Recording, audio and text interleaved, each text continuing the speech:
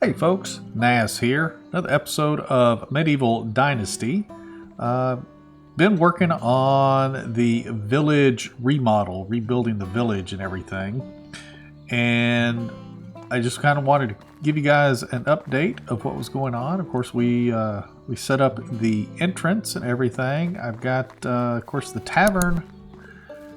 Tavern is just about the only thing now that hasn't changed in this entire village. That and my house. Everything else is moving. So the village is coming together pretty good. Of course, I've got this little 4-person house right here in the beginning. I think you guys saw that in the last episode. We put the food storage next to the tavern, which is really nice. I've been working on the walls and everything in town. If you remember, there were some houses along here. That's my house down on the very end.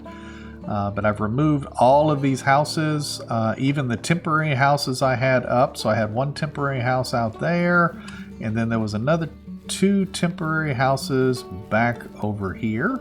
I've since removed all of those. Matter of fact, the kid's still standing. There was a house right behind that child right there, and the house is gone, but he's still standing there. He's been standing there all day, just like this little guy's been standing in the road all day. They haven't moved. And there's my son Godfrey. What is he? He's like 9 or something now. How old is he? Yeah, he's 9. But anyway, yeah, you can see that I've been moving villagers around. They're still kind of upset that I moved them because I got the little red arrow stuff on there. That was the last people I think I just moved. But anyway, I had shown you folks in the last episode where I had started working on the workshops here in the center of town. So we got the sewing hut, the blacksmith, not the blacksmith, I keep calling it that. That's the smithy. And then we've got the workshop, and then I've got the wood sheds here. And all of these have workers in them because I haven't added anybody else to the village yet because I've been spending so much time rebuilding this. I've added light here in this little sitting area and stuff. I've been trying to get everybody moved in. Now I've got another smithy going right here as well because I want to increase the production on the iron tools. I may add another mine, I'm not sure. I've got another hunting lodge here. One's going to be a hunting lodge because there's one there right behind the food storage. So one is strictly going to be hunting. I'm going to make the second one strictly gathering because food is going to be my source of fertilizer. I have since gotten rid of all of the sheep and the goat for the time being. I will probably bring them back because I would like to have that wool production. But I didn't want to have to worry about trying to buy or make animal feed, and they were constantly mowing through what I had. So I went ahead and sold them, and we will come back to them later. So as we've come up here into town, you got the center of town, the woodsheds, and then I moved and put up the resource storage 3 right here. Now we've got a couple of them around the map. I want to say I've got one at the Unstuck, and then there may be another one out near one of the mines. Yeah, right over here maybe. I'm not sure. There's one there. I can't tell whether there's one right there or not. No, that's the mine. I'm sorry. So there's a shed, resource storage there. That may be the only one I've got? I guess so. I don't see any others other than the one that's in town. Yeah, I got the one in town and just one more. Okay. Because I've got like, I don't know, 6,000 kilogram or something storage in these things. Sorry, it's getting dark. I'm going to try and lighten it up a little bit. So yeah, I've got 6,000 kilograms in there, which for right now is plenty for me. But as you can see, I have added housing over here. So I've got the main thoroughfare, which is 2 wide, and then I've got these little offshoots here to where we've got, housing. And then I put a little pathway kind of between them and behind them. There's no yards, because I'm going to have little designated areas for sitting and playing and things like that. But here are some of the houses. Now, I have not gone through and daubed or put limestone on the houses, but you can see I'm utilizing some of the wood texture and stone texture, and then once those are daubed and limestoned, they'll be a little bit lighter like they were before. And the barn is going to eventually move. Matter of fact, I have a barn placeholder already set, but I'm waiting to get high enough on the technology, which I'm really close, to get the barn 3. Once I get the barn 3, then I will go and remove that barn and my placeholder barn, which I'll show you in just a minute, and put up the barn 3. And then we've got some more houses over here. I need to add, seems like I need to add one more light pole, maybe right here in front of this workshop. But then we've got this little alleyway here with 4 houses.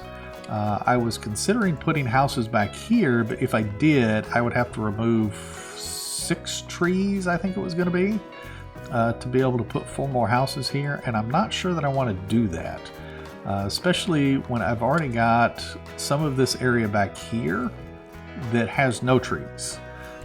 So I'm probably going to add another couple of houses here, and then here off to the side is going to be just a little grassy area that I'll kind of fence off, kind of idea for the kids to play in or something, but there's no play structure or anything like that. But if we go over around the corner here, you can see everybody is going home. Let's see, do I have my torch? Yeah, I do. I got my torch. So we'll run back out here. I haven't done anything else with the palisades or the gates or anything. But if we head up here, I know it's kind of hard to see. Let me drop this so you can kind of see the frame for the barn. It's literally the placeholder. I know when I tear it down, I'm going to lose the logs that were there.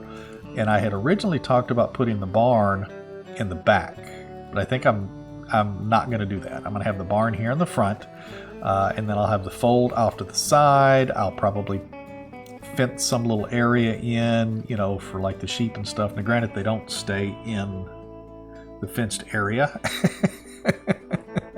It'll just be for looks.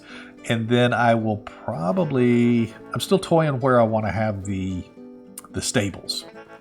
But I'm thinking I want to have the stables out here somewhere as well. And then, so that's going to be there. And then there, I'm sorry, I whipped the camera around too much. So this way you can walk straight through and go out into the crops. I'm considering fencing the crops with just a little stick fence or something like that, just to kind of designate them and make it look a little bit better. Then what I was thinking about doing, I have 2 different ways I'm thinking of going down here. So where these houses were at, along this side of the road, there were, I don't know, 4 or 5 little huts here.